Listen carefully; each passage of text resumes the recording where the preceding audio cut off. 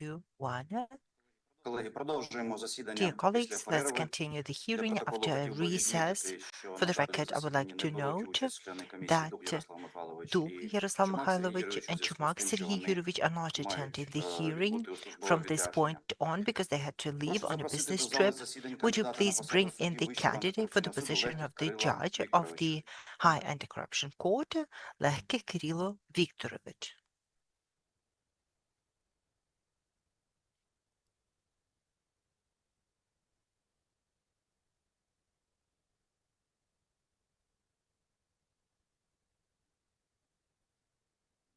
Доброго дня. Good day. Розглядається питання щодо відповідності кандидата на We посаду are hearing судді the Вищого compliance антикорупційного суду of the candidate for the Лehkykh Kyrylo position of the Вікторовича High критеріям, Anti-Corruption передбаченим Court частиною 4 статті 8 of Закону України про Kyrylo Вищий Lehkykh антикорупційний with the суд. Part 4, В залі Article присутні 8 of члени the law on громадської the ради Hague. міжнародних There експертів Габріела in the Йонкай-Таванський, hallway, Норман Gabriela Аас, Роберт Johanke, Norman As, Хайнбрук-Хайсен, Robin Джесіка Лав-Томпсон, Heiderheise, Джон Джей Jessena Осаліван, Topte, члени John Вищої кваліфікаційної комісії O'Sullivan, суддів the України Людмила representatives of the Вовкова, Public Ярослав Council of Дуб, Ukraine, Роман as well as Тересюк, Людмила Олег Вовка, Колюш, Роман Кудисан, Олег Колюш, Володимир Луганський, Руслан Володимир Мельник, Луганський, Олексій Руслан Мельник, Омелян, Андрій Олексій Пасічник, Омелян, Роман Андрій Сабадаш, Пасічний, Руслан Роман Сумадаш, Сидорович, Галина Руслан Сидорович, Шевчук. Helena Evchuk. On behalf of Перепрошую, the я High іменував Qualification Commission Руслан of Justice, Ярослав I Дуб, mentioned він Yaroslav не Dub, бере but участь, як he я is раніше not зазначив. participating for Ви the маєте reasons I право заявляти stated відвід членам earlier. You have комісії the за right to наявності recuse the визначених members of законом the підстав, Commission under заявляти the legal клопотання та grounds. You have the надавати right to file пояснення. Без motions to дозволу provide головуючого explanations with the висловлювати permission свої of the міркування, chairman to voice your заперечення з питань, що considerations, розглядаються, objections on the оскаржувати matters рішення у discussed. передбачених Appeal the законом decision строках. under the legal Звертаю вашу provisions. увагу, що в Please спеціальному note спільному засіданні не розглядаються that будь-які the нові special матеріали, hearing will подані not admit кандидатом, any якщо other раніше additional надавалась materials можливість if the подати opportunity was такі provided матеріали, а earlier to кандидат submit the чи materials інші and the особи їх candidate не or another подали, person чи have failed to договори submit МЄ, чи them комісії. За before наявності the обставин, public які можуть council or істотно the вплинути на commission. ухвалення If there are рішення за serious клопотанням кандидата або за ініціативою не conditions менш that ніж can 3 affect членів the ГРМЄ чи decision with the комісії, більшістю submission голосів of the спільного складу candidate with the комісії та three ГРМЄ може бути votes ухвалене рішення про of the долучення public додаткових council with the матеріалів за joint умови, decision, що за some таке additional рішення materials may be проголосували admitted щонайменше on the 3 condition члени that these three members of ГРМЄ. the public council of the Чи international будуть у experts вас vote відводи for the членам decision. комісії? Would you like to recuse any members of the commission? Є необхідність розкрити інформацію. Будь ласка, слово надається пану Роману Сабадашу. Я би Roman хотів Savadash would like розкрити to make a інформацію disclosure. про I would момент, like to поки make a маєте disclosure право на відвід, почне розглядати право на відвід. before Ми з the right to паном recusal Легких is перебуваємо в exercised. одному добровольчому Lehkykh формуванні and I територіальної громади belong міста to the Києва. same voluntary Він formation є of the а саме з territorial березня defense of the city of 2022 Kyiv року. since March Попри 22. це, у цьому формуванні Despite близько this, 500 this добровольців formation has about і 500 volunteers altogether, вважаю, що but можна still I слухати цю feel справу неупереджено і I вибачення can інтересів hear головуючого. this Об'єктивного candidacy ухвалювати рішення. objectively, and I don't have any Так, будь ласка, internal conflict of interest. в мене теж сама I інформація. have the same information Я to також report. є I too добровольцем belong to the добровольчого формування міста voluntary Києва formation of «Мрія». the city of Kyiv called Mria. Знаю, що I know кандидат Легких that the також candidate Lehkykh проходить службу, є also добровольцем serves цього as a добровольчого формування, volunteer але to ми this працюємо voluntary служимо formation, в різних but we взводах, are хоча і в serving in одній different цивоті. detachments, but I think it's Ось, але still the same обставин, company. передбачених статтею 100 But under закону про the судоустрій Article і статус 100 of the суддів, law on на мій погляд, в judiciary даному status випадку не of існує. Я judges, є and неупередженим there are no і grounds for my маю bias. розкрити I цю am інформацію з unbiased, двох but I had to поглядів. disclose the information. Дякую. Thank you. Будь ласка, Кирило Вікторович, чи будуть у вас відводи Kyrylo членам комісії? Viktorovich, would you like to recuse any members of the Commission? Esteemed members of the High Qualification Commission of Judges, I have no reasons to recuse, and I trust the composition. I have no Чи будуть у вас reasons to клопотання? doubt for any other on any other grounds. Do you have any motions? Not before we begin. Доповідачем з цього питання член The комісії Луганський rapporteur Володимир is Іванович. Будь ласка, вам Luhansky слово. Volodymyr, the member of the Commission. Over to you. Бажаю здоров'я всім присутнім. I'm wishing good health Короткий to everyone екскурс involved. щодо біографії A кандидата brief Легких Кирила background Вікторовича. note of У 2005 Kyrylo році Lehkykh. отримав In вищу юридичну освіту 2005, в Академії he адвокатури obtained України. the У higher legal 2009 education at the році захистив Advocacy Academy. дисертацію In на здобуття 2008, I наукового defended ступеня the кандидата thesis юридичних наук for за the спеціальністю PhD in кримінальний law, процес та керівництво, specializing in таке судова criminal експертиза, process and criminal studies, оперативно-розшукова діяльність на expertise, тему загальної наукові investigative та operations, процесуальні питання operations, проведення general судово-правової academic and експертизи в procedural судочинстві України uh, в Академії адвокатури України. nuances Професійну of діяльність розпочав у uh, 2002 році expert assessment started his career as a commercial enterprise and worked until 2008. 2009 was director of the LLC Interbusiness Consult from 2010 to 2018.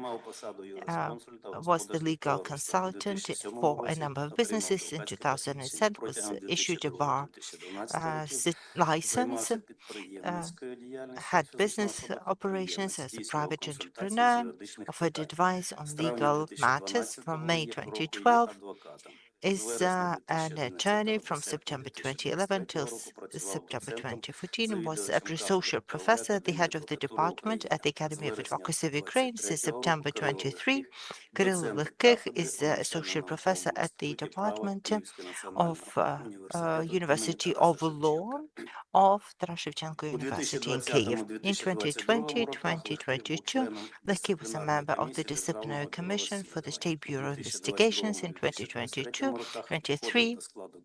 belonged to the Commission on the Competition for selecting the director of NABU, is member of the Civil Society Organization Center for the Protection of Human Rights, Bar Association of Ukraine, National Association of Lawyers, and Scientific Academic Council with the Association of Lawyers of Kyiv region, participated in competitions to occupy the position at the High Anti-Corruption Court in 2018-2019, was successfully completed the qualification assessment for the position of the judge and confirmed his ability to administer justice. At saying for the office of the Prosecutor General, he terminated his participation at the Court of Appeals candidacy, and since the members of the Commission's powers expired, the competition was terminated. I would like to pass the floor to the esteemed Gabriel for the continuation of the interview.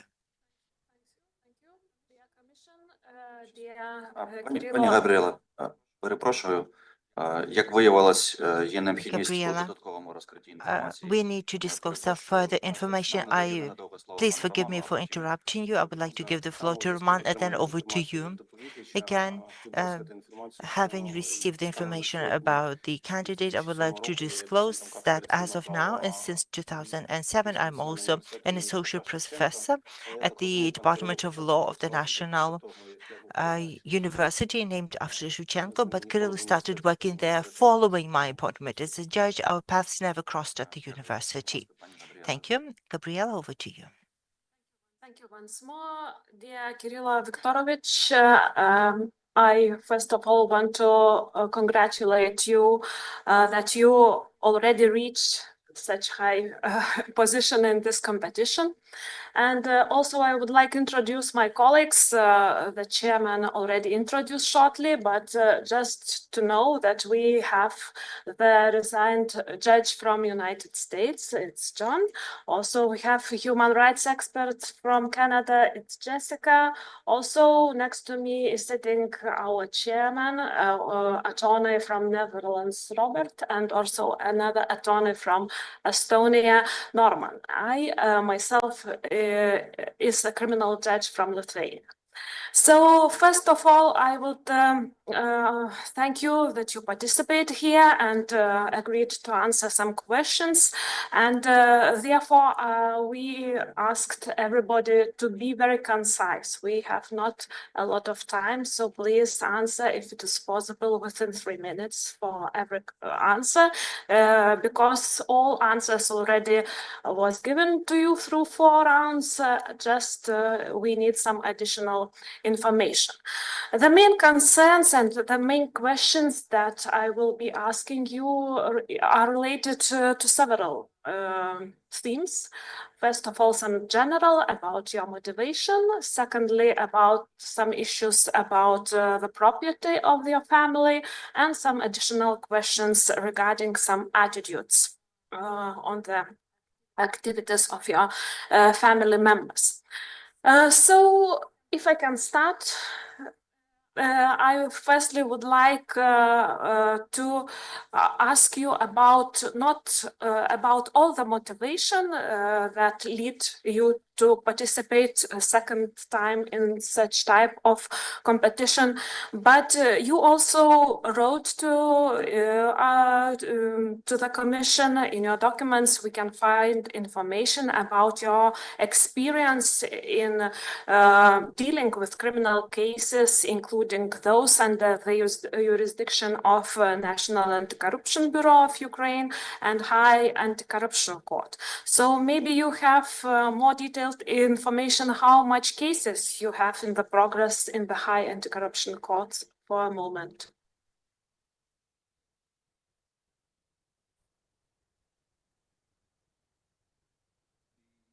Я перепрошую, чи маю я починати відповідь з останнього Can питання, I скільки в мене справ start answering with the last question about the number of cases I have before hack, or would you like me to start with the motivation? No question about motivation. We read your motivation. I'm just asking about the case, number of cases and type of case. Станом на зараз це кримінальні These провадження. are criminal proceedings. Я не буду там говорити про кваліфікацію. I would not mention Якщо не the помиляюся, category of залишилося cases, the 22 qualification of cases. слухачів. If I remember, there are 2 cases heard on the merits before hack, if I remember correctly. So my second concern is more general one. Have you faced any situation in your daily life that you can explain or evaluate as corruption ones? Чи не могли б уточнити питання? Я перепрошую. Have you had any cases related Чи to були corruption якісь справи пов'язані з корупцією, які би happened in your daily life?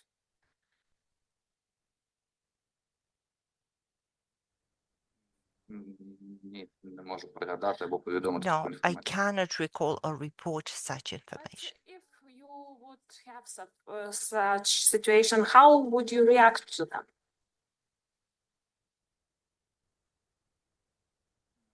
Враховуючи, що не пропонується модель ситуації, я Considering узагальню you're відповідь, що я not не толерую suggesting a model, I would give you a generic question that I'm intolerant of corruption. So that's all for this general part, and let's proceed to construction in Poltava by your father.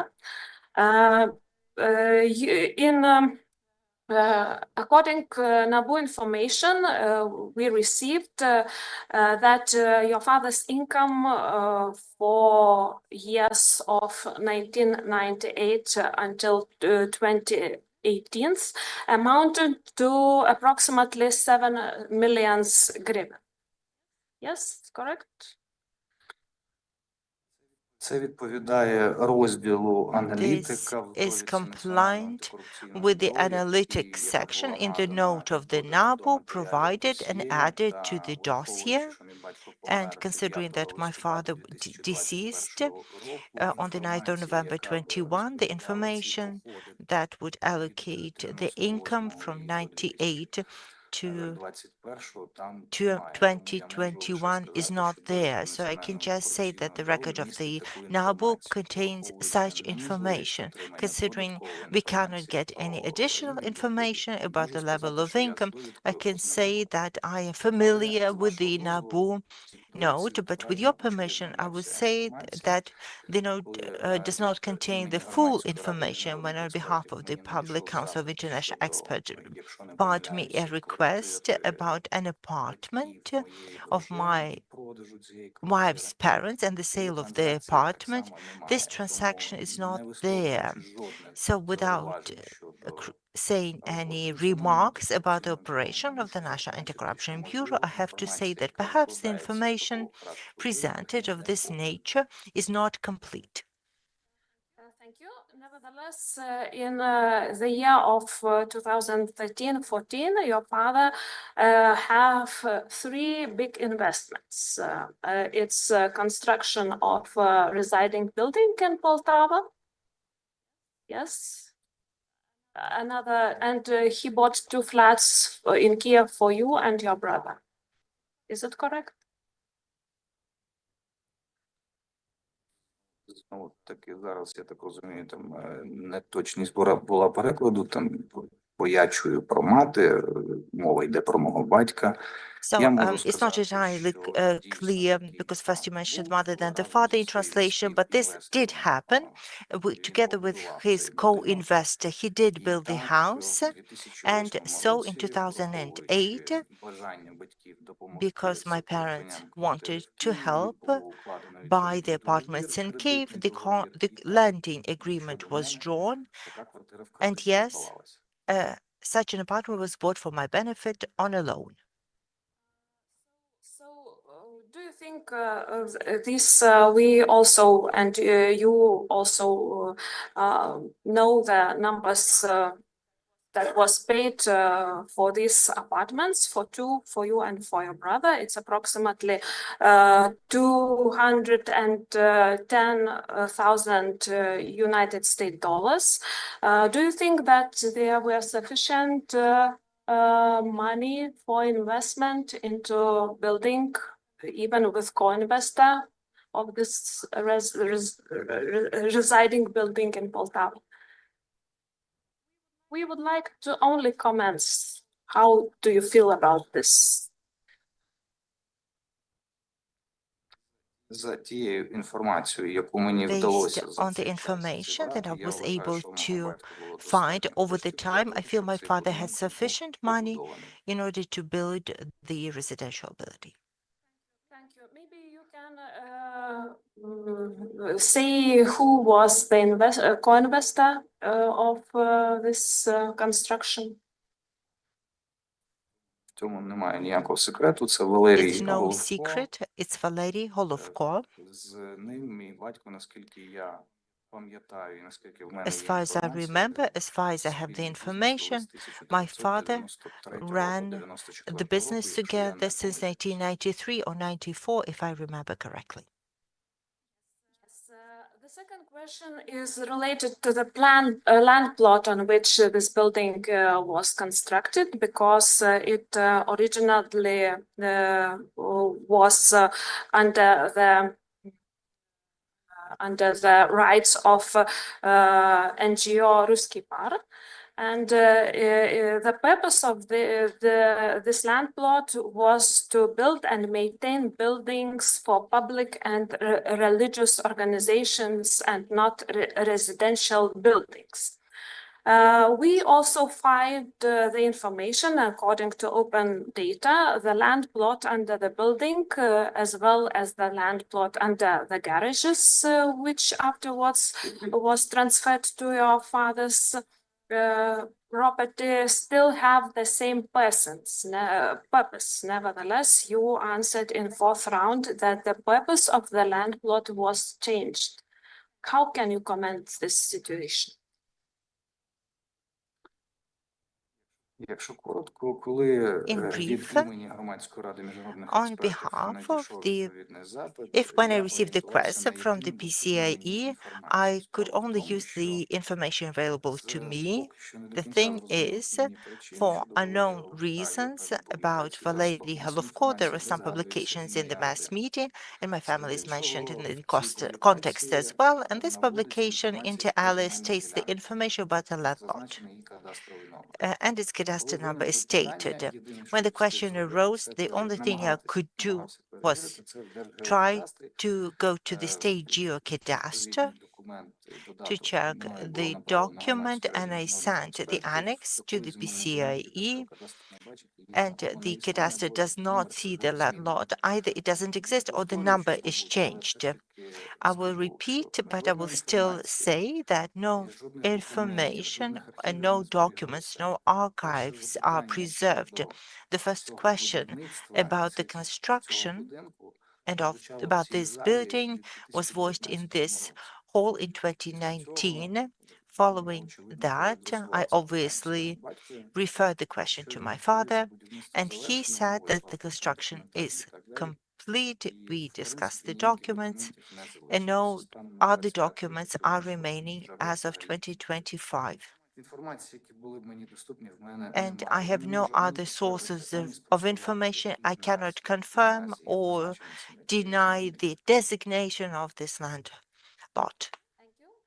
And you said that co-investor in this construction was Holovko Valery, who is, as we understood, the client of yours in one case, yes? Так, це відповідає дійсності. Yes, And, that is consistent. Do you ask him such question regarding the land plot? What was his answers? Після надходження запиту я When I зв'язався з ним, received the request, I did get in touch with him and I did ask him about the start of the construction and the designation of the land plot. He told me that before the construction, the designation was changed because no one would issue a construction permit. That was all he was able to tell me. As for the documents, the situation is the same as with the archive of my father. So thank you. Then we can proceed to another block of questions. It's related to a gift from your mother-in-law to your wife. And in a 2021 declaration, you declared that your mother-in-law gifted to her daughter the sum of money which is equal to approximately 3 million hryvnia. Is it correct? Точно, It's точно, not full 3 millions, but I am just точна сума точна сума зазначена в декларації, Well, the приблизно exact amount of money is in my declaration, but it is roughly so. But let me repeat, in the certificate provided by the National Anti-Corruption Bureau, which is formed with the use of all possible electronic registers, this transaction was not even reflected. I don't know why. as you indicated in your answers, that this amount of money was obtained after mother-in-law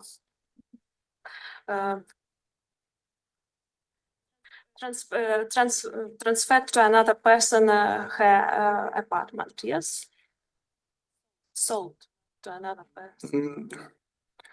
не передала, дійсно, це був Well, she договір. didn't transfer it really. It was a sales and purchase agreement. And after it was sold, the money was given to my wife. Враховуючи, що ми одружилися As we were married on the 20th of February 2020, щодо будь-якої інформації in terms of any information процедуру купівлі on the або procedure of the sales and purchase or the income of my wife's parents, I can only make my assumptions based on their words. And as far as I understand, the questions that the PCIe asked was about a relatively small amount of money which my wife's parents had earned during their lifetime in view of the response of the National Anti-Corruption Bureau.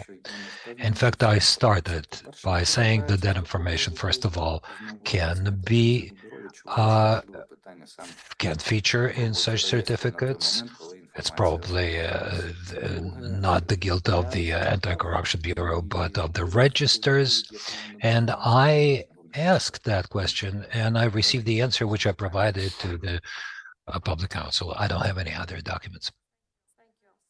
So also, according to 2021 declaration, together with this gift, total income of your family was more than 5 million hryvnia. And in 2021, your wife bought Land Rover Discovery, and for the amount of money equal to 1,134,000 hryvnia. So there left not small amount of money, but nevertheless, you indicated that your amount increased only, family's money assets increased only on 5,000 United States dollars. So maybe you can explain where this amount of money disappeared, another part?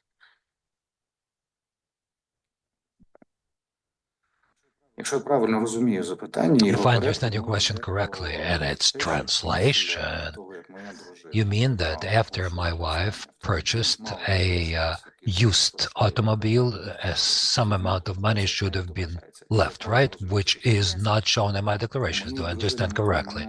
At that time, my wife, she had liabilities that she had to meet, if I remember it correctly, about a real estate facility according to a certain agreement, and you can find it in my file. I think that she had bought a summer cottage, and I understand that she paid those liabilities back, and that's all I know. One more question regarding the wife's apartment, which was declared in your 2020 declaration, and your declaration for 2020 and 2023 show that your family's place of residence is your apartment. Is it correct? You are not using your wife's apartment. Ні, не використовуємо. Дружина після We're not укладення using my wife's apartment. My wife, after we married, she moved over to me. And you also answered to our question, that you are not renting this apartment and you only pay the utility rents, and presented the document that shows that it was paid 8,800 hryvnias. For what period that was? Враховуючи, що ні, квартира не здається, вона No, we're not renting out the apartment. We're not using it. And as we are not living there, my wife is paying the municipal fees every month. And that means that the latest payment, if I'm not mistaken, was made in November of 2024. And that amount, 8,000 hryvnias, I understand, was the municipal fees of the total amount for several months for all the municipal services that we're getting, for all the utilities. And all of this is paid within the software program of a bank that is providing us with those services. There are no additional payment instructions. So this is how the money is accrued, and we pay it from our account. Thank you. So also one question in relation the car, Subaru Forester of 2008. You, in your declaration, we can found that you owned this car from 2009, yeah, and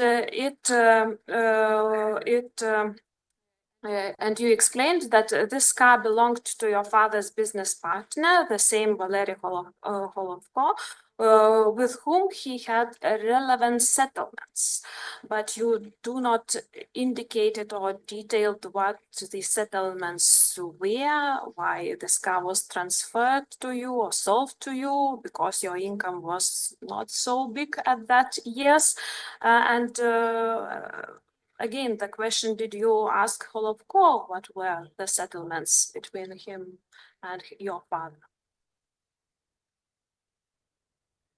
As far as I understand, he tried to sell the car. It was not a new car, but a used one. My father agreed to buy it from Valery Holovko's words, and therefore the agreement, the sales agreement, was registered in my name. That's the information that I have. But it was a long time ago, so there are no documents left. So the two last questions. One regarding the NGO's information. From their request, we can see that there are some information about possible criminal prosecution against your wife. In media, it was indicated that there were searches at your wife's workplace because of the suspicion of attempted bribery. Can you comment about this? What you do you know about this and what you can see? If I'm not mistaken, that was a situation dating back to 2010. I do not really trust the media so much, the media that profess, let's say, do not have proper standards of journalism. In all of my wife's work, there hasn't been a single search either in her office or in her place of residence. To answer the question of the Public Council of International Experts, I explained that my wife is a victim in a criminal case from a person who had an administrative position in the Commercial Court of Kiev, and then in the North Court of Appeals, and then in the High Commercial Court of Ukraine. In view of her position, as well as position of two other judges who are also victims in those criminal proceedings, such publications appeared, and unfortunately they can continue appearing. My wife told me that two of her colleagues had been searched. She had never been searched, or her premises. Whether there was a court decision that would allow such searches, I have no idea, and it was never presented to my wife either. So the last question, also according to the media, your wife was a founder of the Association for the Development of Judicial Self-Government of Ukraine. That opposed to the law which introduced open competitions for the position of High Court judges, with the involvement of independent experts with international experience for the check of integrity since 2021. What is your attitude regarding such wife's activity? Do you support her ideas or not? The peculiarity of this type is that of companies is that the person remains in the registers as a founder. Was she a member of that NGO at the time when that information was published? I do not know. And I was not ready to answer this question because it had never been sent to me. But if there is the signature of my wife under that appeal or an open letter, then perhaps that's her position, although I doubt that very much. As to my personal position, my wife is an independent legal expert, a lawyer with more than 20 years of experience within the judicial system. She can freely express her own ideas within, of course, those ethical rules that cover judges. As regards my personal position, I believe that my participation in the competition procedures as a candidate, as a competitor, as a commission member shows that I treat the possibility of having competitions with this model positively. Moreover, in view of the general conclusion and the position of our international partners and international colleagues with whom we have worked in the Commission, where we selected the director of the National Anti-Corruption Bureau, then there were no questions about the Ukrainian members, and I believe that the competition procedure took place. From my side, maybe before you hand over, I have a few following up questions, if you don't mind, because we have a bit of time. And the first question is that you have been an attorney in Ukraine, and you have been a professor, or you are a professor in Ukraine. And when you were an attorney, you were quite a well-known attorney because you acted for quite important people, in what I've seen. And my first question to you is, have you ever, as an attorney, experienced corruption in the judiciary?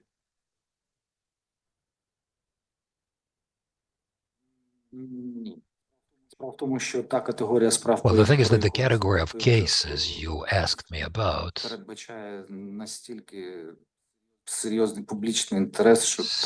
is so publicly interesting for lots of people that I don't think anyone would have ideas like those, ever. Or maybe I had misunderstood your question. Well, the point is that I have asked many Ukrainian attorneys whether they ever experienced corruption in Ukraine, and the answer is always no. And I find that very strange because we know it exists. We can read it in the newspaper. And of course, when there is corruption, and you will know that as a professor, that it's always about the active and the passive corruption, as we call it.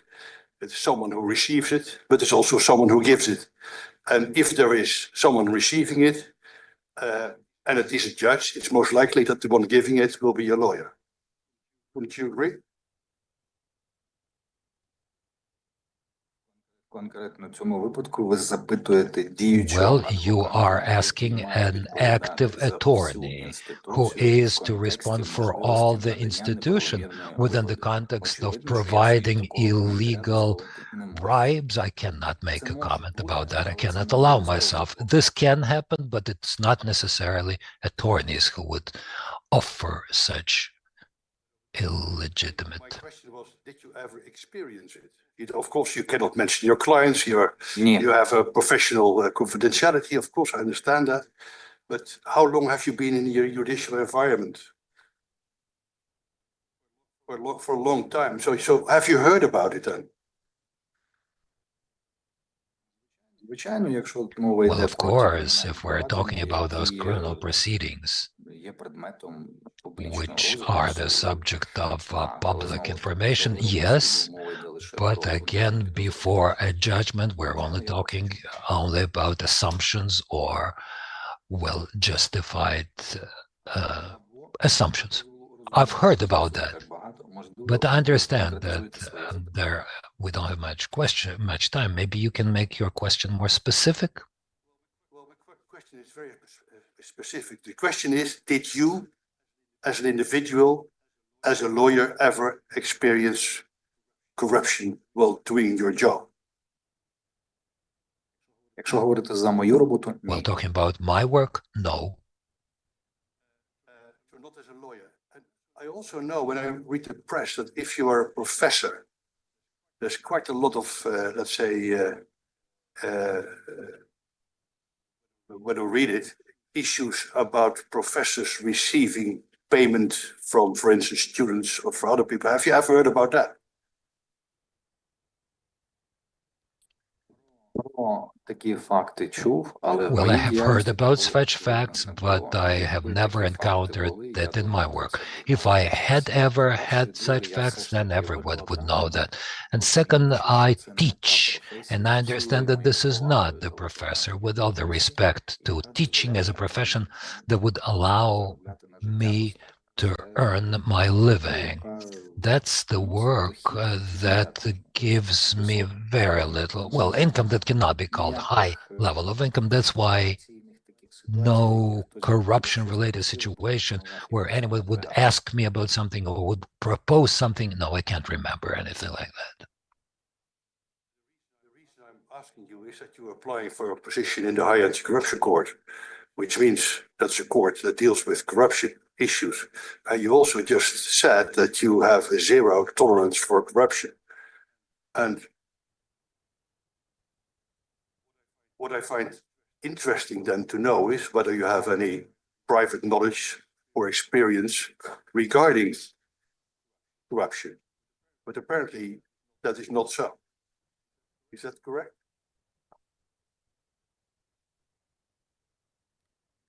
Перепрошую, можливо, я неправильно розумію переклад вашого Maybe питання, I але don't в особистому understand your житті і question в very well, професійному but житті in я my з такими personal фактами life and in my стикався. Очевидно, professional що я life, знаю I про have те, never що faced such публікується в facts. засобах масової Clearly, інформації. I know what I can read in the media, but No one offered you ever a bribe?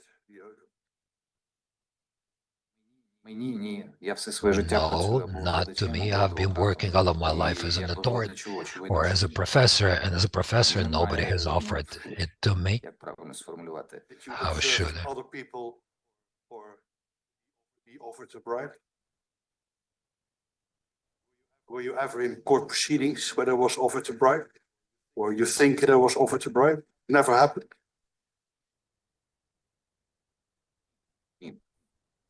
де йшлося про обвинувачення у отриманні Where неправомірних хабарів. someone was accused of providing bribes or of receiving bribes? No. I'm not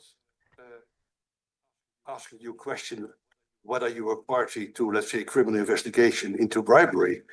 But bribery is something where people give money to to have a certain result to someone. For instance, to the police when you're stopped, or if you have a drinking problem in your car, that you pay 10 euros to the judge to avoid that you have an administrative procedure, or whatever else. And you never experience anything like that? Your work, outside your work?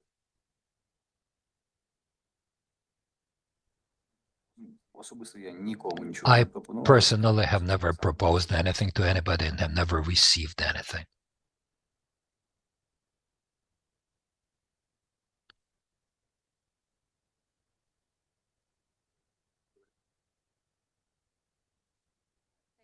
Thank you very much. Perhaps I will restate the question and the interpreter can assist us.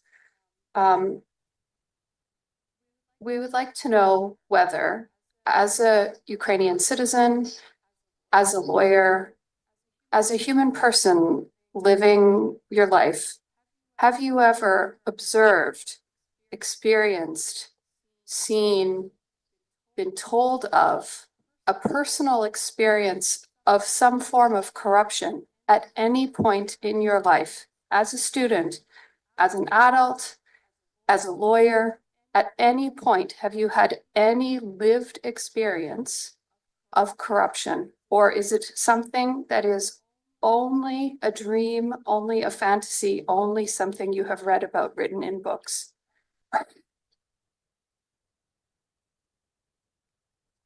Well,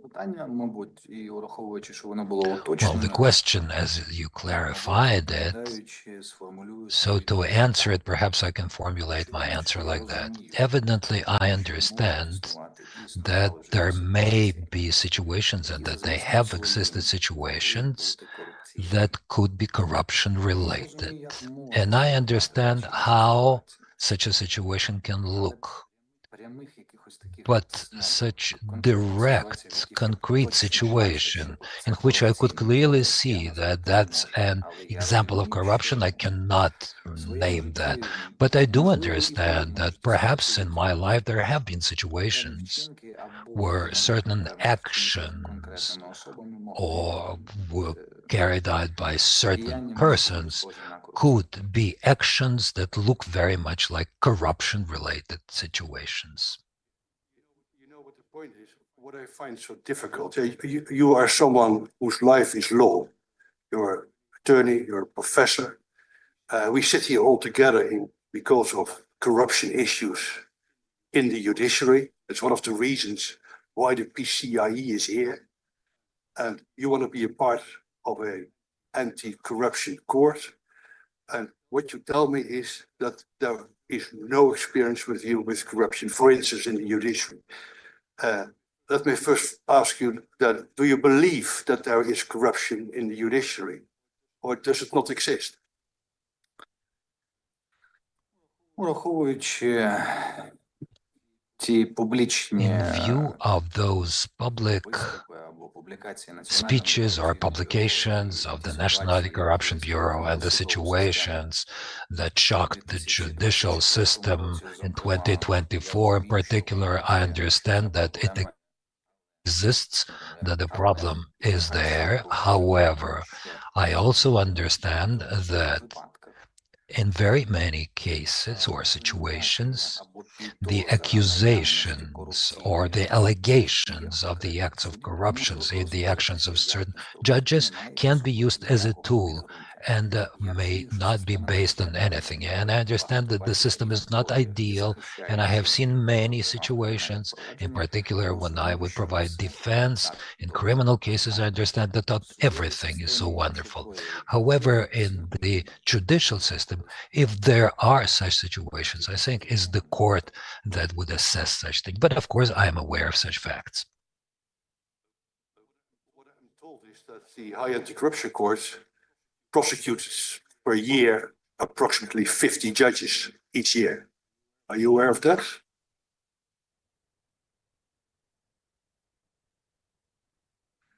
I don't know if it's correct, but that's what I've heard.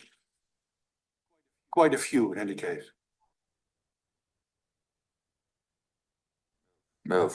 принципі, статистику ВАКСа я не In досліджував за principle, I останній haven't рік, looked at the але numbers of the деякі hack вироки over the фактично last year, Конституційного but суду some пов'язані verdicts саме of the з hack представниками are судової системи. linked Так, я про це to the знаю. representatives of the judiciary, and I do know that. But when you were doing your job, you have never seen anything about it around you. При виконанні мною моїх службових When обов'язків in я my з таким line не of стикався. duty, I never experienced this.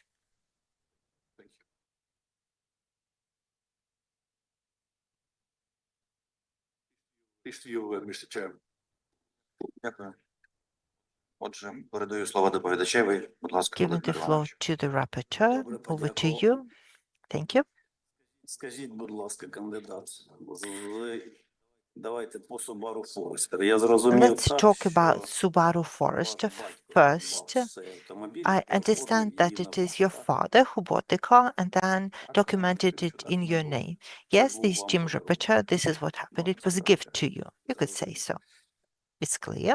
Є декларації за 2019, Your declaration for 2019, 20 and 21, вашої відомо, що ви мали заощадження в 19 it році 5 appears тисяч доларів, 20 41 that 500 you доларів, had 21 the relevant 700 savings доларів. При over цьому the years, в 2020 році ви but in 2020, задекларували you як declared подарунок 2 a мільйони gift, 150 2 гривень, million 160 які вам hryvnia, подарувала that you had ваша мама. received from Це your питання вже звучало, mother. але ми This їх question was вирішимо raised ці питання. earlier, but I would like to pose some Зважаючи clarifying question. досить, ви є досить заможною You людиною, are quite a такі wealthy значні person, заощадження, які ви and you робили, have significant також досить savings високі that you had доходи, accumulated з якою- and a good income too. з якою метою вам мама Why дарувала ці did the гроші? mother give the money to you? Не називав, що сума заощаджень була I wouldn't досить say that високою. the Так, я savings were significant. намагаюся I забезпечувати try to достатній рівень provide своїй родині, for my family працюючи, відповідно, декларую доходи, sufficiently, and I declare my income. 2020 рік, якщо не It was помиляюся, 2020, моєму if I автомобілю remember було correctly. My понад car at 12 the років, time was 12 чверть мільйона кілометрів years of пробігу. yet it had І a я так розумію, що вони kilometer run of a 250,000 бажання kilometers, and my parents wanted to help her, so they made the подарунок, gift. тому що It's це a gift фактично дохід з because нульовою ставкою податку на прибуток. it's a zero І, income в принципі, tax eligible витрачена була gift. частина з Some грошей, of the money інша was частина spent, залишилася. Я the other так money remained невеличкий запас, ураховуючи, as a що це little 20 рік початок safety ковіду, cushion. This is 2020 when the COVID broke out. Many projects came to an end. Some clients could not pay up, so my parents, considering the overall situation, decided to step in and help. The answer is clear. Do you know the sources of the funds that your mother had given you? Of course. The note of the NABU, in particular, including data from the register, contains the data on her business income starting with 2010, and additionally, at the request of the PCIe, she provided the reports and declarations. She's been a businesswoman for a long time, and the money given was consistent with the income she generated. It is clear. So I do understand it correctly that Valery Holovko is a significant person in your life. From my explanations that I had studied, that you had provided to the Public Council of International Experts. Thank you for the extensive comment. Now I understand my answers are now available to the High Qualification Commission of Judges. Holovko is my client. At a certain point in life, he was my father's partner. During the next phase of life, he was a public politician. Then he had a function in the executive government. Так, він є моїм And клієнтом. now, yes, he's Людина, my яка, client. з якою я досить A тривалий час person знайомий. Це правда. I know for quite a long time. That is За true. даними медіа, According to the data available in the media, your father belonged to the Tsum trading house. Разом з дружиною екс-губернатора. Світлана Uh, Головко є together членом with Федерації Svetlana хокейної Holovko was a федерації хокею member з of the Полтавської board of the області, Federation of якою Hockey до of кінця Poltava, 17-го року керував and by Валерій the end of Головко, який є 2017 it was заступником run by голови, Valery Висоцький Hovko, також. and Vladimir Батько Vysotsky was his керував громадською deputy. The father also організацією ran an «Садовий» NGO на Садовій. on Попередня Sadova назва Street. «Руський парк», The previous яку name is заснував Валерій Ruski Головко, Par, який founded член by Valery Hovko, саме and where his засновник family цієї members громадської belonged. And організації, at the ліквідований request of під this час Великої NGO, Родини, в якому Ruski Bar, the виживали elite ув'язнені. multi-apartment residential house was built that you had explained about. And you are representing Valery Holovko, and clearly you provided an extensive explanation to the effect. But I have a few questions. Is the cooperation of your father with the state enterprise and the construction of elite residential housing together with Valery Holovko something that can affect your impartiality when you become a position of the High Anti-Corruption Court? Under what circumstances did you become a lawyer for Я, Valery звичайно, не Holovko? заперечую проти такої I do not можливості, але направляючи deny the відповідь громадських possibility, радіо but міжнародних sending the експертів, я answer to повідомляв, the що є PCA, частина I ключової stated інформації, і, that there можливо, is some sensitive варто було б information заслухатися з такою that закритим should режимі, be heard враховуючи, in що the мова йде про in-camera клієнта, то, hearing очевидно, because the що question адвокат is of таємницею my розкривати clients, не буде. and I cannot break my client's privilege. It is prohibited by law to do so, but as for his influence, there is an explanation that is directly linked to the security question.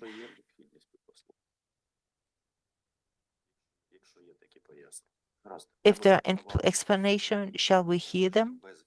I suggest we continue into the in-camera mode for you to explain the grounds. Is that okay with the international experts? So we will follow the same algorithm as we used with the previous candidate. Is that okay with you?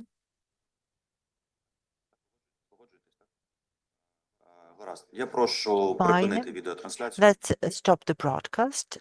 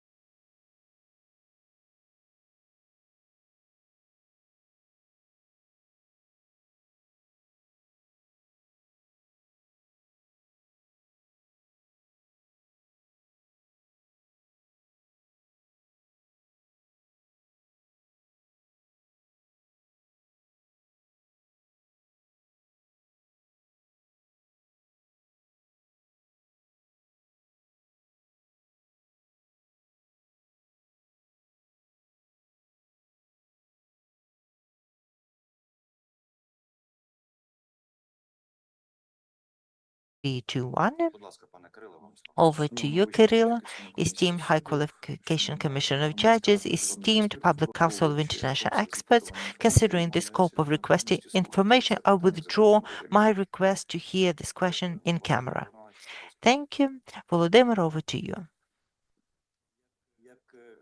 Як ви можете прокоментувати How would you твердження, comment що ваша on участь the в комісії з statement that your надання participation директорам in the НАБУ могло бути commission конфліктом for the інтересів, та роль selection of the director of представника, як NABU представника could Валерія Голубка, особливі права, be якого a розслідуються детективами conflict of interest because of a Lady Holocaust case investigated by NABU detectives?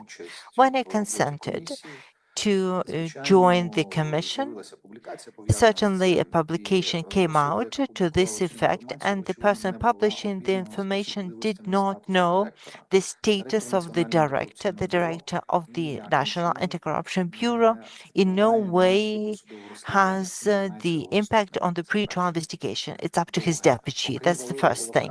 Secondly, apart from Valery Holovko, I have a number of clients, defendants whose cases are investigated by NABU.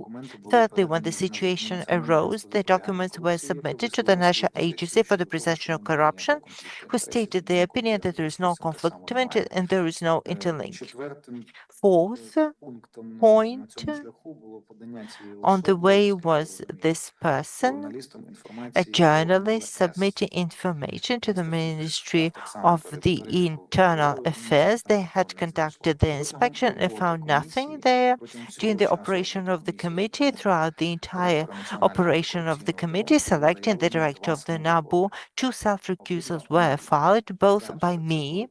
Firstly, when the candidate was a representative of the law enforcement, which sent the indictment on my client, and this recusal was met. And secondly, during the interview with one of the candidates who held the position of the head of the International Department of the National Anti-Corruption Bureau of Ukraine, I received the documents that were annexes to the motion to extend the pre-trial investigation, and these documents were signed by this candidate. So considering at the time the situation happened, I filed for self-recusal. I was not recused, and the candidate did not want to recuse me on these grounds.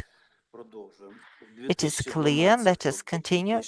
From 2012 till 2022, again, your father managed an NGO, Ruski Par, that had been mentioned earlier, that changed its name in the end of 2013 to Sadoy.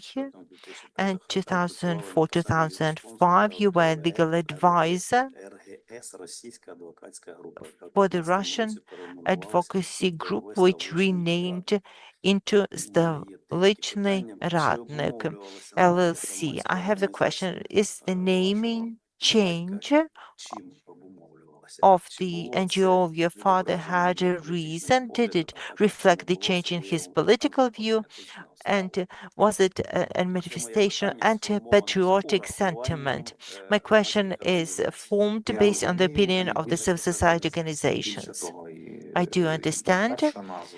Further, the 2 names and one of my clients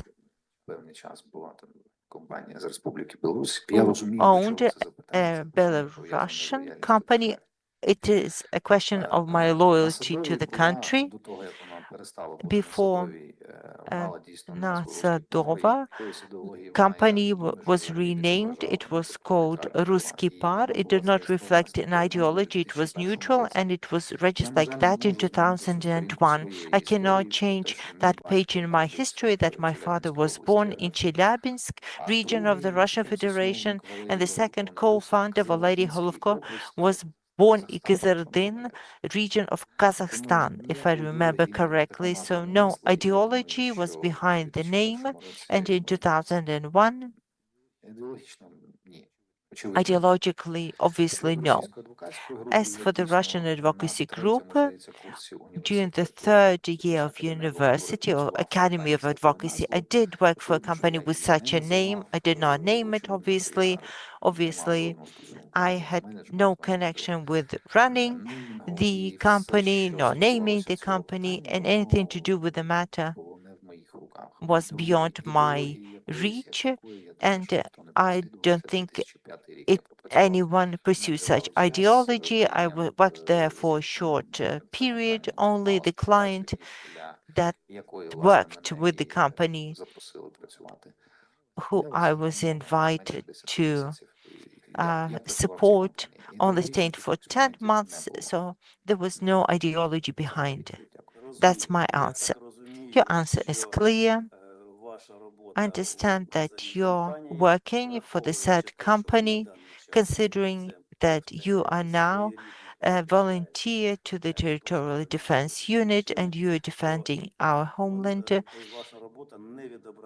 It did not reflect and does not reflect, the name it did not reflect your political views. It never reflected my political views. Same ways these names, they may trigger now on the 11th year of war, did not reflect the political views of my father either. It is clear the air declaration for 23 states that you received the income amounting 109,800 hryvnia from the BTF, who is partially owned by a Belarusian company, the OVA Bitprojekt, LLC Bitprojekt. So the question is, did you know that one of the counter agent was a company registered in Belarus? And did you know, did you check your counter agent? What can you explain? BTF Kotudin was registered in 2017. Its owner structure included the clients that are my clients since 2010. These are the companies from the upstream sector, everything to do with mining the hydrogen products in Poltava. The Belarusian share comprised 25 or 50%. It was that on the 24th of February 22, any relations with the companies that are non-resident, especially Belarus and Russia federations, were terminated. There's a company with the Ukrainian management, with the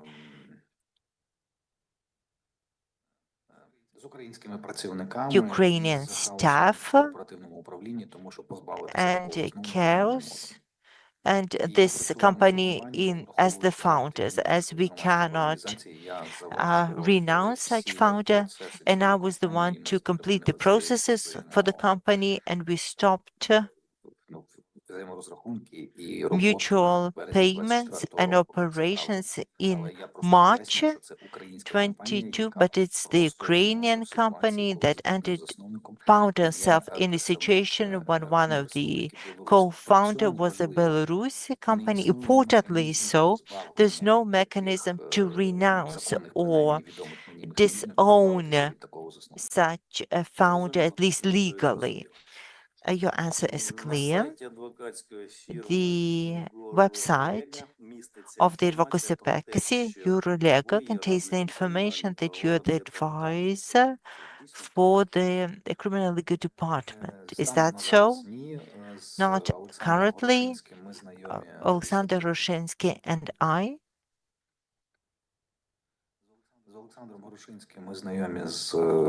have known each other since 2017 because we defended the same client one after another.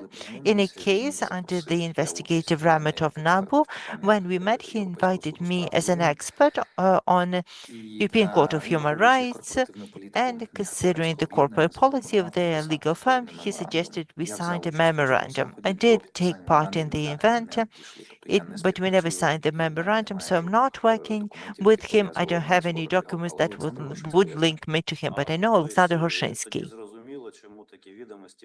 Okay, then it's quite clear why you did not reflect this information in your CV as well, because I don't have any relations that can be called labor relations, for example, with them.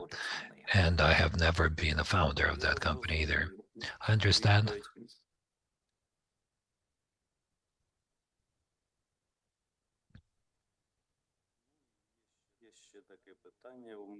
One more question. What approach do you plan to use as a judge while identifying the amount of bail? And how would you provide a balance between the rights of the accused and the need to guarantee the execution of procedural duties? Because there is some information that you, as an attorney, said in your speeches that you are against excessive bail. Yes, there has even been a publication, my publication as a researcher.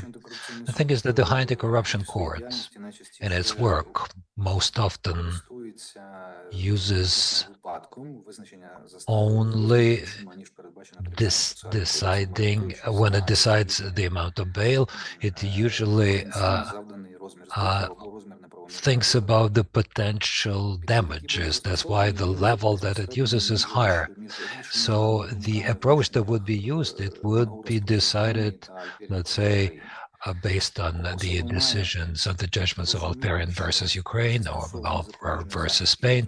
The person should understand that the amount of bail should be such in order to guarantee one's procedural behavior. That's why I will be thinking about the objective data that would allow me to understand that the established amount of bail is not too excessive, because then the judge, to make such a decision with a huge excessive amount of bail, would in fact choose the preventive detention measure without any alternative. There are such criteria that can be found in the judgments in the case law of the European Court of Human Rights. And I believe I will strike the right balance. According to the Arcane database, you crossed the border with Belarus. From Borispol Airport, from Zhuran Airport, and that's how I understand is related to your professional work. Can you explain the purpose of it? Well, the thing is that if it says that the direction of flight was in Belarus, it was not the border, it was the direction of the flight. The last time I visited Belarus, I don't think I ever visited it. In other words, you took the flight that crossed the Belarus border, but you never landed in Belarus. Well, as far as I understand, it shows the final destination point, but it was not Minsk. I don't think I've ever been in the territory of Belarus. According to the single register of transport vehicles, between 2024, you violated 6 times traffic rules, and you were found liable for administrative liability, Article 122 and Article 122, Part 1 and Part 3, which means excessive speeding, which is quite a popular violation. What can you explain about that? Well, I can explain that such facts unfortunately have taken place. There have been situations where these violations took place in unusual situations. I remember such a situation in the city of Kiev when they changed the speed limit in a certain street of Kiev when the allowed speed limit was 80 kilometers an hour. Then they changed it, but they never put the new signs. Yes, I've had such situations. I'm trying not to speed, I'm trying not to violate traffic rules, but I, yes, agree that it has been done. You never challenged those decisions? No, I never did, because I think that if they have been automatically registered, that there are grounds, to, well, so you pay the fines, etc. Yes. Well, the question is just about, I have read your explanations, and it said that you saw one case, and in the other situations you didn't see it, but we have this DIA app where you can open it up and everything is clear there. Right, as I was getting ready to fill the integrity declaration, I wrote that according to DIA, there was only one resolution against me in 2023 and 2024. All the others are not reflected there. And I understand that after a fine is paid, somehow this information is not reflected in the application. That's why I said that I remember those facts, but I could not cite the specific dates and time, unfortunately. But this information can be seen in my integrity declaration. Thank you. I don't have any more questions. Dear members of the Commission, do you have any more questions? Good afternoon. As regards the legal person, what was that the LTD form? Yes, it was the limited liability company, LLC. Well, that's just to explain that according to the national legislation, it's really impossible to remove a founder, and only if there is a ban on the activities of such a company. I also have a question, if you allow me. I will follow up on what my colleagues have started to ask you. Professional deformation is a terrible thing. All of us have it, and attorneys, when they participate in any conversation, they always try to provide such an answer in order not to create risks for oneself or for one's client. So I think that when you answer the questions of the colleagues from the PCIe, you felt a lawyer, an attorney, and you thought that if you provide the wrong answer, you could be held liable. Because of that, let's try a different approach. Just imagine that your friend who is very similar to you in terms of his social status, and then there is a polling taking place asking whether you have ever or he has ever seen kind of everyday corruption. What kind of response would he give you? It's not about you. It's about a hypothetical friend of your social status. Probably the answer would be yes. Fine. Okay. If that friend of yours was also asked how he would act if he faced some daily routine corruption in one's life, what kind of answer would that friend provide? What do you think? He would probably reject the use of such a mechanism. Thank you. Good afternoon. Ruslan Melnik. Kyrylo, the following question, a simple one. Tell me, how can a simple attorney become a member of the commission to select or elect the director of the Anti-Corruption Bureau of Ukraine? Thank you for the question. In the same way as a professor and then the head of Department of Criminal Law at the Law Academy would become a member of the Congress that elects the members of the Qualification Commission of Prosecutors and also elects the candidates to the High Council of Justice. These materials, they come to the Law Academy. At that time, I was working as the head of the department. As far as I understand, there was a request coming from the Ministry of Justice, which suggested that maybe that Law Academy can recommend one of its teachers or professors to participate in that commission. At that time, there was an opinion of the High Qualification Commission saying that I had confirmed my capability to be as judge in the High Anti-Corruption Court. I think that's why the director of our academy sent that information in response. Thank you for your answer. Now the following question. The law on the High Anti-Corruption Court establishes quite a lengthy period of the so-called chilling for the people who used to work at the law enforcement authorities, at NABU, at the Special Anti-Corruption Prosecution. That's a period of 10 years, during which they cannot become candidates for the position of the High Anti-Corruption Court. There is a certain sense in that because such persons are directly related to those proceedings and cases that are heard by the Anti-Corruption Court, they have some business relations, and probably that could be detrimental for the quality of justice that theoretically they should deliver if they're elected judges of the High Anti-Corruption Court.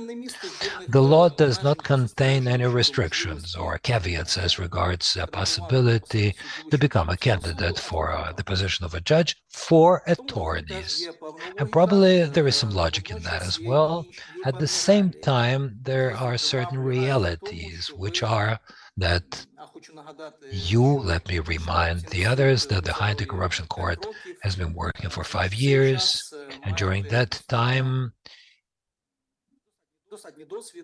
you have gained quite a lot of experience, practical experience of cooperating with the anti-corruption authorities, High Anti-Corruption Court. You provide defense to your clients.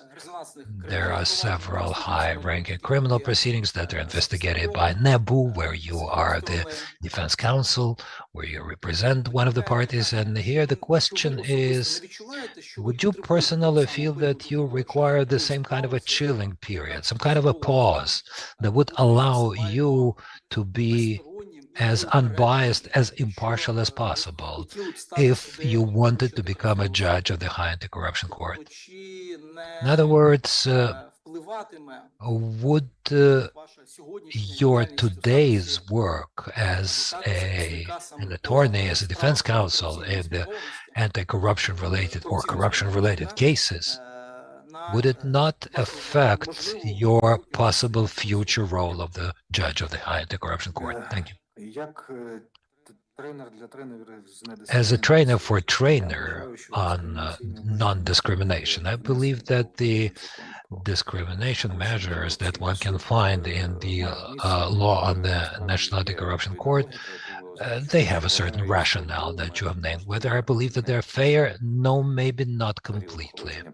The chilling period that you have named in particular, my practical work will not interfere for me, because despite of my approach as a defense counsel to the problem, I still believe that the prosecutors and lawyers and judges are those officials, justice officers, who really deliver justice. Without each of us, if you exclude prosecutors or defense counsels or judges, it would mean that justice would not be delivered. That's why it's not about the chilling period that we're talking, but the period of adapting to the new job. I don't think that my practical experience would interfere with that in any way. Thank you. Thank you for your position, and I support it. And my last question, which is all about professional areas, because the provision of the law, which is what we're discussing here today, allows us to put questions that should show whether you are ready to deliver justice at such a specialized court as the High Anti-Corruption Court. I think you, like better than anybody else as a defense counsel, you know that there is such a provision as the provocation of bribe, which is Article 370 of the law, which is a provision that bans or prohibits provoking a public official to receive bribes or to offer bribes. At the same time, the National Anti-Corruption Bureau and other law enforcement authorities are now actively using this practice of having special operations where they use the covert agents. Would you know what the case law of the European Court is in that respect, or of other courts? How to differentiate the work of the covert agents who can in fact propose to carry out certain actions, as a result of which the officials would get illegitimate revenues? How to differentiate it from the provocation? Well, as far as I remember, the most profound analysis And the answer to your question can be found in the first judgment of Ramanauskas versus Lithuania. There was also the second judgment. We're talking about active or passive behavior of the law enforcement authorities or officers, as well as the persons engaged in such operations. Therefore, the criteria for differentiation are quite clear. First, whether it is active or passive behavior of the law enforcement officers or engaged persons, and second, about whether the crime would take place if it were not for their behavior. That's why if the question was about whether I understand where to look for those criteria, yes, I do. I know that case law. Whether I know it from my own practice, yes, of course, I've had such situations. Thank you.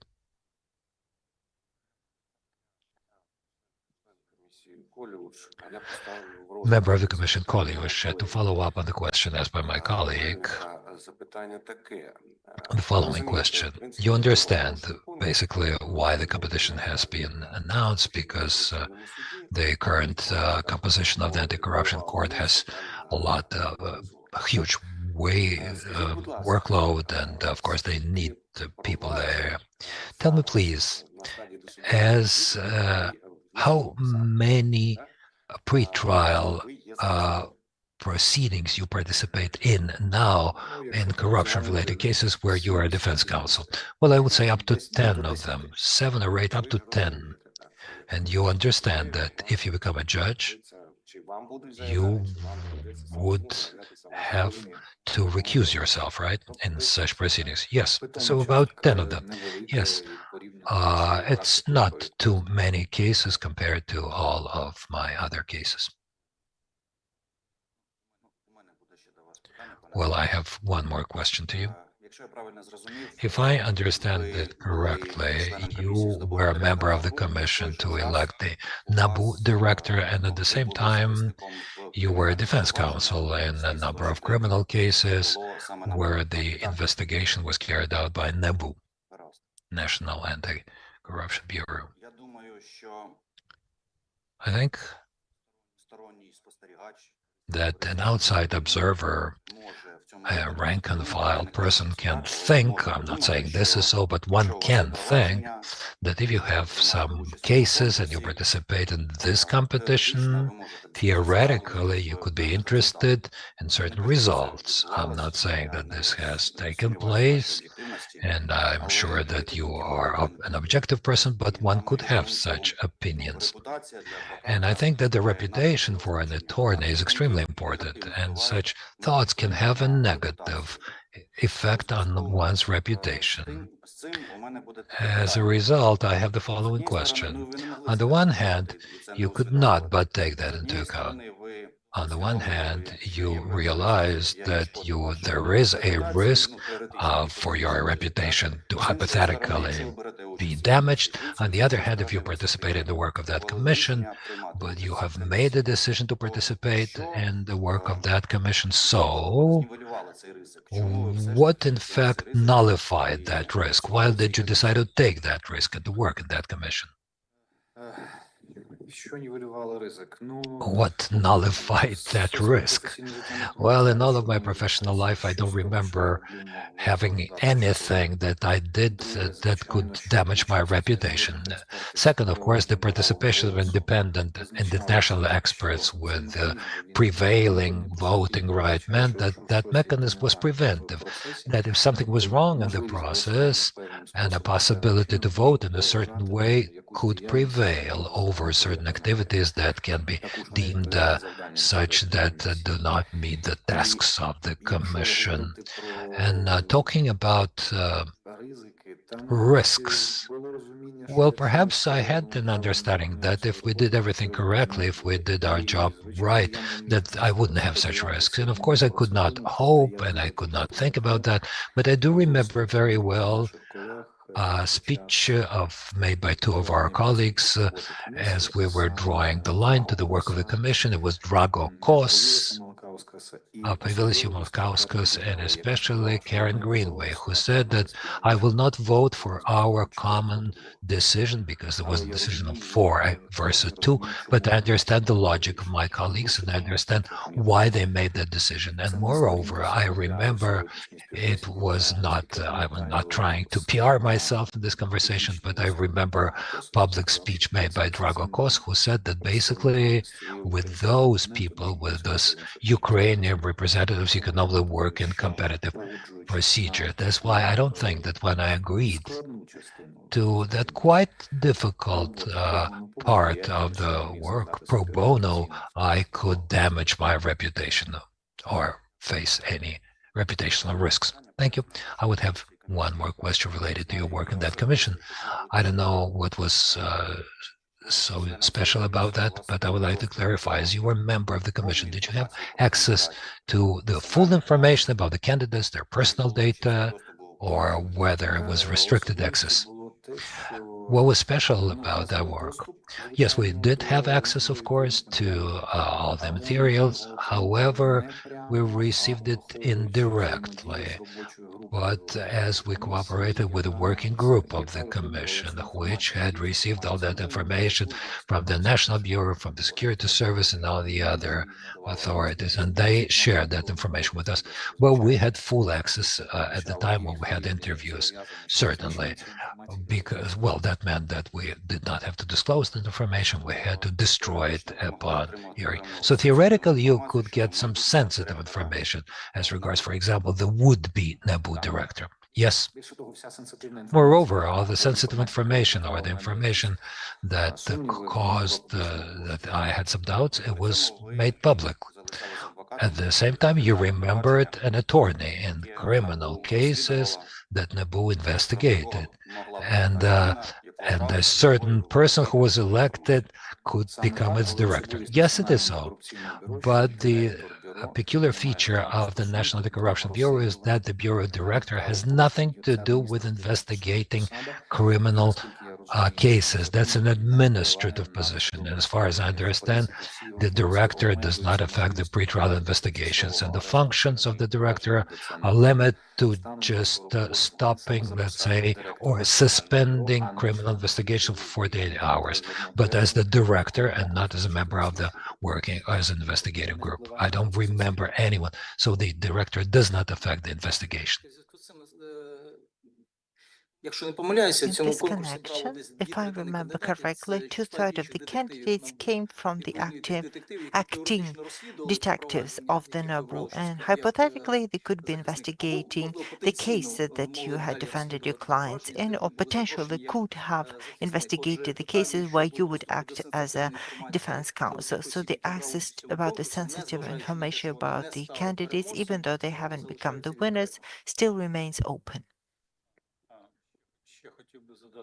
I would like to ask a question about your motivation, the financial motivation.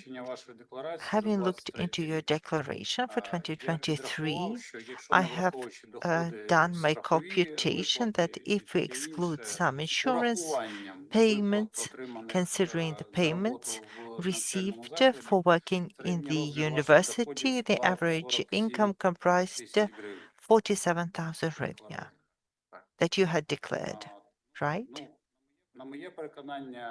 I feel, and considering the information contained on the law firm website that you have worked with, I think it's not an entirely relevant payment of your services the way you had declared. So could you dispel my doubts that all the income that you had received are reflected in your declaration? If you're talking for legal, I will explain that we haven't worked together, and if the website of the law firm states a price or retainer fee payable to Gora Legal, I have nothing to do with it. And again, you can see that some of the money that I had saved up, I've been spending it. I'm declaring all that I earn, and it can vary by the year. Fortunately, this profession does not have a stable income, and one of the motives applying for the competition, apart from the chance to administer justice, and I'm at the peak of my professional form, I could also get a competitive remuneration. One more question that is connected to Andrei's question. You said that these things did not negatively affect your reputation, according to you. So I have a question in this connection. What could negatively affect your reputation? Which things do you consider as such that could have a negative effect on you? It would characterize a person. Do you mean the commission? No. When answering the question, you said that this case did not negatively affect my reputation. So you assess the events as such not having a negative effect. I have a different question in this connection.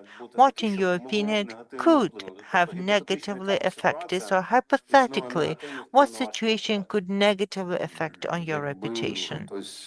If any one of my clients would say that I had cooperated with the investigator and haven't stood by the interests of my clients. If my students would say that when teaching, I did something that prevented them from learning or making progress, and perhaps my reputation can be harmed by any deed that in one way or another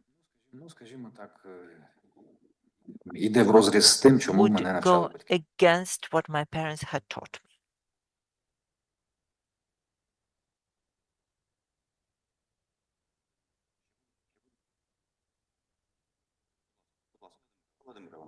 I have a tiny question. I vetted for state secrets? Esteemed Chairman, could we transition to my motion about the in-camera hearing? We have a note from the security service. Just give us a yes or no. Publicly on air, I cannot confirm or disprove the information. The documents of the High Qualification Committee have been requested and were provided by me by the end of 2024. Fine. The question is lifted. The motion is withdrawn. A small final question. I've been taking notes, and I haven't posed my question about Subaru. You had explained to us that your father bought the car with his money, but you are using it, and in fact, it is a gift. We know that when you become a judge, you have to comply with the highest standards of ethics, professional ethics, judicial ethical code. So, in your opinion, in what way should this event and these circumstances should be declared to testify to your integrity? When a relative buys the money for your benefit that you use, how should you declare it to make it correct, transparent, and compliant with the highest integrity standards? In this particular case, considering the requirements and the format of the declaration, the gift from a relative clip and a significant legal deed, if it meets the threshold of a significant legal deed. What is a gift? The money? Right. So for it to be correct, it has to be declared as the funds gifted and the purchase of the car. I'm very grateful to you. Thank you. The Commission has no further question. The esteemed members of the Public Council of International Experts, do you have any further questions? I don't believe so, Chairman. Thank you. Дякую. Пане Кирило, якщо у вас є бажання звернутися до Kyrylo, комісії, до would you членів like to address the Комісії, Commission and the Public Я Council of дуже International дякую Experts? за I am приділений very час. grateful for the time you've given Дякуємо me. вам. На все Thank добре. you. All the best. Колеги.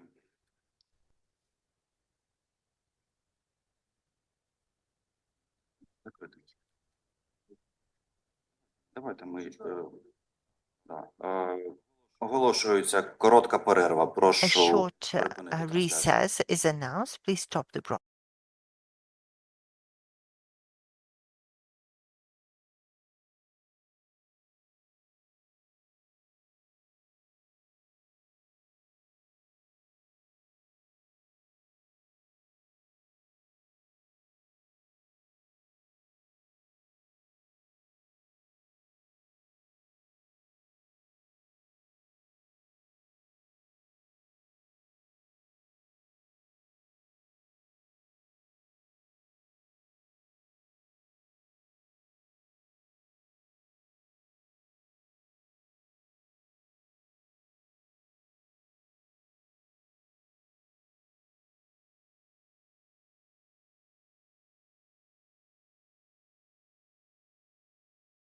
Three, two, one. Колеги, ми розглянули Colleagues, всі питання, we які були включені have до переліку питань. exhausted the agenda items approved Прийняти рішення про before подальші процесуальні наші рухи чи процедурні deciding on рухи the в next цьому засіданні. procedural steps in this Я hearing. хотів би I звернутися would до like колег, to до членів ask Громадської ради міжнародних the експертів, colleagues, подякувати за the 2 дні PCIe співпраці. experts, and thank for the Я би 2 хотів productive подякувати days of також і cooperation. I would представникам like to thank наших the міжнародних representatives of our партнерів, і international IDLO, яке partners, раніше надавало IDLO, допомогу, which used to і support UCI, які us, and I зараз would like надають to таку допомогу. EU Я би Anti-Corruption хотів Initiative, подякувати which is supporting секретаріату us now. I комісії would like to thank the за те, що Secretariat of the ми Commission працювали в комфортних for умовах. providing І, this звісно, comfortable хотів би подякувати environment for us, and перекладачам, які certainly дозволили would нам like to thank the вільно interpreters who've комунікувати helped us freely в цих communicate засіданнях. during І these hearings. наостанок хотів би сказати, що And перед нами finally, I на would like перший to погляд say була мета провести that we співбесіди, had to conduct the оцінити interviews, кандидатів, з'ясувати assess питання the щодо їх candidates, доброчесності, examine щодо their їх фахових integrity, якостей, але their насправді у нас professionalism, була but ще одна мета, indeed we had не менш pursued важлива, another це objective, which is equally important, провести ці and засідання that is to прозоро, conduct the hearings in a справедливо, transparent, продемонструвати fair незалежність, fashion to продемонструвати demonstrate the неупередженість, independence, для того, щоб у no суспільства була довіра bias, до наших so the результатів, society результатів could цих have засідань. trust in the Я results of переконаний, these ми hearings, and I'm впорались certain із цим that we завданням. have coped Ще with раз this дякую task as всім, well. можливо, пане Great Роберто, thanks to інші everyone. Robert, члени ГРМЄ anyone бажають else of the international experts, would you висловити like to take свої the враження floor про нашу and роботу, share your а потім impressions? я вже закінчу And наше then засідання. I will close the meeting.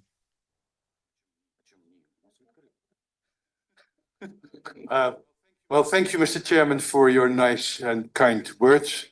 The first thanks is to you because you made it possible on very short notice to have the interviews here in this beautiful room together with us. I'm really proud that we were able to do it together in a transparent fashion and under good collegiality. Maybe you can pronounce it better. And also our thanks go to the people who supported us, which are, of course, first our assistants. Even though they had bad times, in the end, we're able to do the work that we should have been doing. And thanks to the EU Corruption Initiative for supporting us suddenly. Thank you to the government of the United Kingdom and the government of Denmark to provide the funds to do all of this, in any case on our side. And well, we look forward to our next mission, because I don't think we have finished yet with each other. I understand that we have opened a new competition already, so there will be a next program going on, and we look forward to doing that together in the same professional and transparent manner. Thank you. Anything to add, colleagues? No? Thank you. Дякуємо і вам.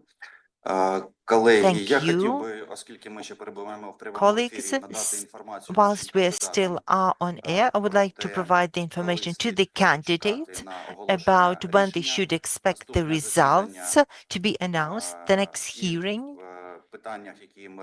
on the matters considered yesterday and the matters discussed today will be held on the 17th of February at 17 hours, 5 p.m. At this time, the decisions shall be announced.